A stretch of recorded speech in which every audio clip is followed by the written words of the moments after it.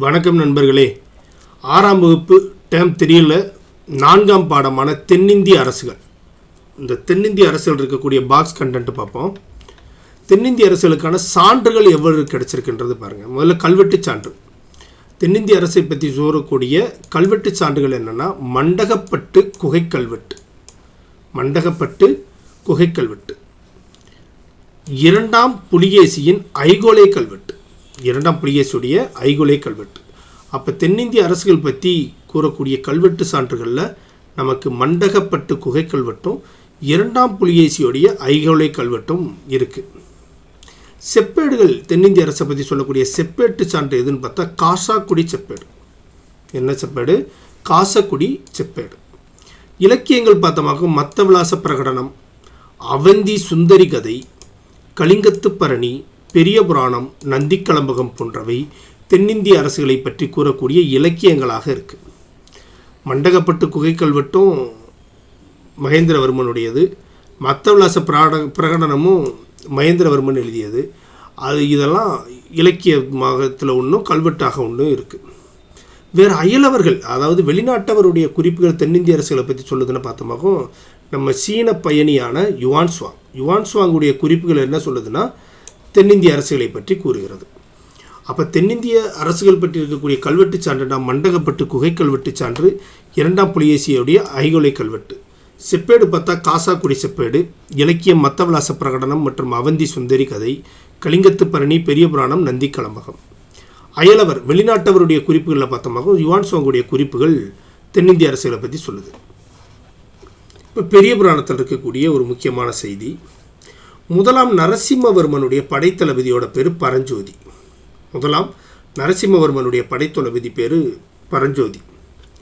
இவர் ஒரு சிறு தொண்டர், அதாவது 63 நாயன்மார்களில் ஒருவர் தான் இந்த பரஞ்சோதி என்று பிரபலமாக அறியப்பட்டவர்.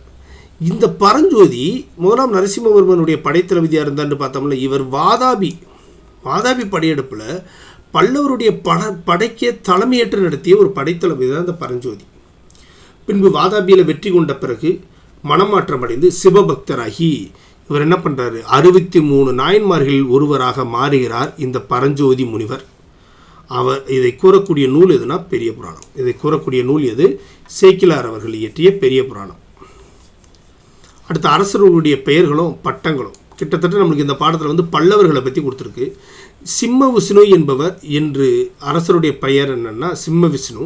இவர் தான் பல்லவ அரசை தோற்றுவித்தவர். இவருக்கான பட்டம் என்னென்னா அவனி சிம்மர். இவருக்கான பட்டம் என்ன? அவனி சிம்மர். அடுத்து 1ஆம் மகேந்திரவர்மனுக்கு நிறைய பட்ட பெயர்கள் இருக்குது, அதாவது சிறப்பு பெயர்கள். சங்கீரண ஜதி, மத்தவிலாசன், குணபாரன், சித்திரகார புலி, விசித்திர சித்தன், இதெல்லாம் 1ஆம் மகேந்திரவர்மனுக்கு இருக்கக்கூடிய பட்டப்பெயர்கள். சங்கீரண ஜதி, மத்தவிலாச பிரகடனம் என்ற நூலை எழுதியதனால் இவர் மத்தவிலாசன்.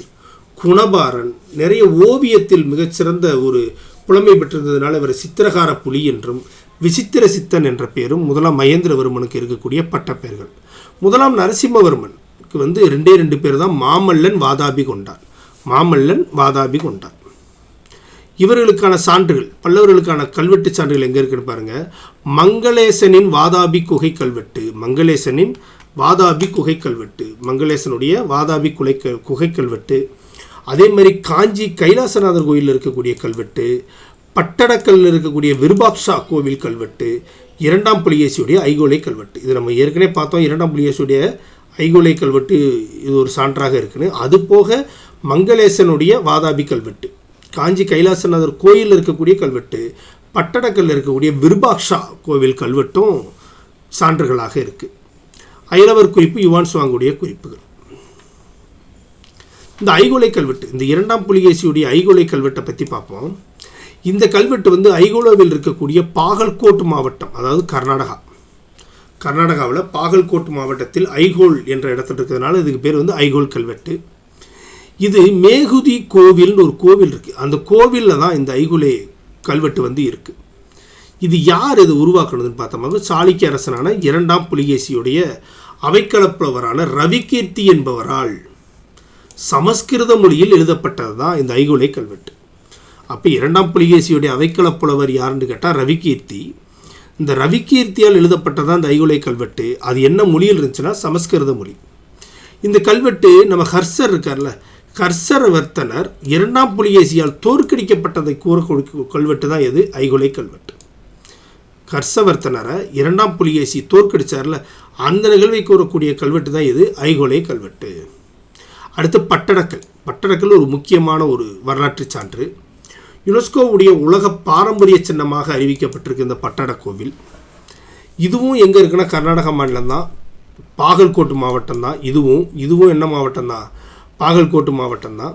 அங்கே இருக்கக்கூடிய ஒரு சின்ன ஊருக்கு பேர் தான், ஒரு சிற்றூருக்கு பேர் தான் பட்டடக்கல்.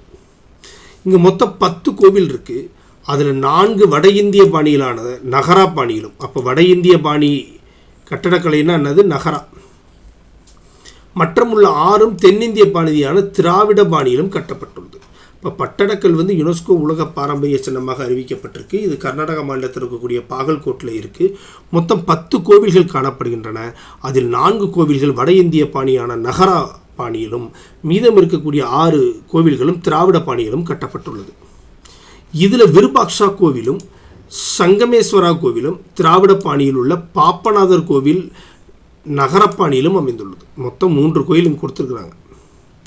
விருபாக்ஷா கோவில் கோவிலும் சங்கமேஸ்வரர் கோவிலும் எதை சேர்ந்ததுன்னா திராவிட பாணியிலானது. ஓகேங்களா? ஆனால் பாப்பநாதர் கோவில் என்னது? நகரா பாணியில் அமைந்துள்ளது. இந்த விருபாக்ஷா கோவில் காஞ்சி கைலாசநாதர் கோவிலை மாதிரியாக கொண்டு கட்டப்பட்டது. காஞ்சி கைலாசநாதர் கோயிலை மாதிரியாக வச்சு கட்டப்பட்ட கோவில் தான் இது விருபாக்ஷா கோவில்.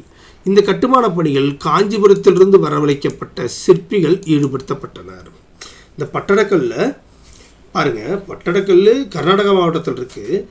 இங்கே பார்த்தோமாக்கும் எங்கேருந்து ஆள் போயிருக்காங்கன்னா நம்ம தமிழ்நாட்டில் காஞ்சிபுரத்திலிருந்து வர வைக்கப்பட்ட சிற்பிகள் தான் என்ன பண்ணியிருக்காங்க? பட்டடக்கல்லில் கோவிலில் சிற்பிகளாக இருந்திருக்கிறாங்க. அடுத்து உலகம் அந்த நாளில் மாபெரும் லேசனான புத்தர் சிலை 71 மீட்டர் உயரம் கொண்டது. இது சீனாவில் தாங் அரச வம்சத்தினால் கட்டப்பட்டது. அதாவது கிபி 713 to 803, கிட்டத்தட்ட ஒரு 90 ஆண்டுகள். இந்த காலகட்டத்தில் தான் மாபெரும் லேசன் என்ற புத்தர் சிலை. ஓகேங்களா? அடுத்து பாக்தாத். இஸ்லாமிய பேரரசின் மகத்தான நகரம் தான் இது பாக்தாத். 8ஆம் நூற்றாண்டிலிருந்து 10ஆம் நூற்றாண்டு வரை நீடிக்கக்கூடிய ஒரு இஸ்லாமிய பேரரசு தான் இதுனா பாக்தாத். அவ்வளோதான். 6ஆம் வகுப்பில் டேர்ம் 3ல் 4th லெசனான தென்னிந்திய அரசுகளில் நம்மளுக்கு ஒரு கொஸ்டின்ஸ் இவ்வளோதான் இருக்குது. நீங்கள் அடுத்தடுத்த வீடியோஸ் தொடர்ந்து வரும், நீங்கள் பாருங்கள். உங்களுக்கு எங்கள் சேனலில் பிடிச்சிருந்தா சப்ஸ்கிரைப் பண்ணுங்கள். உங்களுடைய நண்பர்களுக்கும் எடுத்து சொல்லுங்கள். உங்களுடைய கருத்துக்களை கமெண்ட் செக்ஷனில் சொல்லுங்கள். நன்றி, வணக்கம்.